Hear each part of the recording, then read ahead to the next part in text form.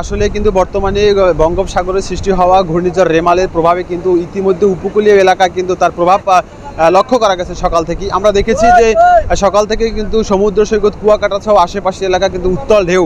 পটুয়াখালীর উপকূলীয় এলাকায় কিন্তু এরই মধ্যে শুরু হয়েছে সকাল থেকে কিন্তু গুড়ি গুড়ি বৃষ্টি। এরপরে কিন্তু বেশ কিছুক্ষণ আগে কিন্তু বৃষ্টির যে একটি উত্তাপ একটি প্রভাব রয়েছে। এরপরে কিন্তু বাতাসের যে গতি সেটা কিন্তু আস্তে আস্তে তীব্র আকার ধারণ করছে। আমরা কথা বলেছি এখানে উপজেলার যে আবহাওয়া অধিদপ্তর রয়েছে, তারা বলছে যে সকাল থেকে 27 মিলিমিটারে বৃষ্টিপাত হয়েছে। এরপরে এখন পর্যন্ত কিন্তু যে সমুদ্র যে উত্তাল তার প্রভাব কিন্তু আপনারা দেখতেই পাচ্ছেন। আপনারা দেখতেই পাচ্ছেন যে কুয়াকাটা সমুদ্র সৈকতে আগত পর্যটকরা, স্থানীয় উৎসুক জনতার ভিড় কিন্তু এই সমুদ্র সৈকত কেন্দ্র করে রয়েছে। এখানে যে কুয়াকাটাতে থাকা যে আবাসিক হোটেলগুলো রয়েছে, সেই আবাসিক হোটেলগুলোকে কিন্তু ইতিমধ্যে উপজেলা প্রশাসন, টুরিস্ট পুলিশের সমন্বয় কিন্তু এবং এটাকে কিন্তু আশ্রয় কেন্দ্র হিসেবে ঘোষণা করা হয়েছে। উপজেলা প্রশাসন সকাল থেকেই কিন্তু মাঠ পর্যায়ে তারা বিভিন্ন স্থানে তদারকি করছেন। তারা কলাপাড়া উপজেলাতে মোট 155টি আশ্রয় কেন্দ্র, 20টি মুজিব কেল্লা এবং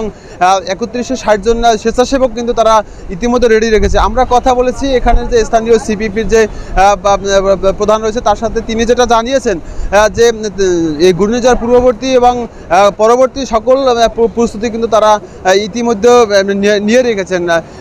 কুয়াকাটা সমুদ্র সৈকত সহ উপকূলীয় এলাকায় যে ঢেউয়ের তীব্রতা সেটা কিন্তু ক্ষণে ক্ষণে বৃদ্ধি পেয়েছে। আমরা যদি একটু দেখানোর চেষ্টা করি যে এই ঢেউ কিন্তু জোয়ার আসার অনেক বেশ আগেই কিন্তু পানির উচ্চতা কিন্তু স্বাভাবিকের থেকে 2 থেকে 3 ফুট, অর্থাৎ সেটা কিন্তু সকালে ছিল, এখনও কিন্তু আর এই পানির উচ্চতা বাড়ছে।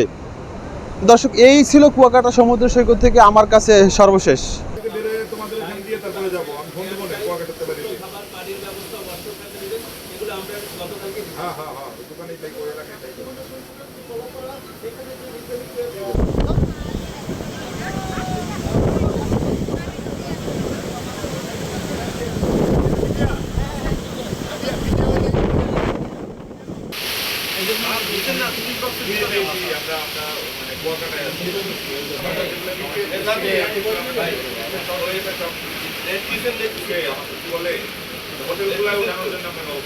আমরা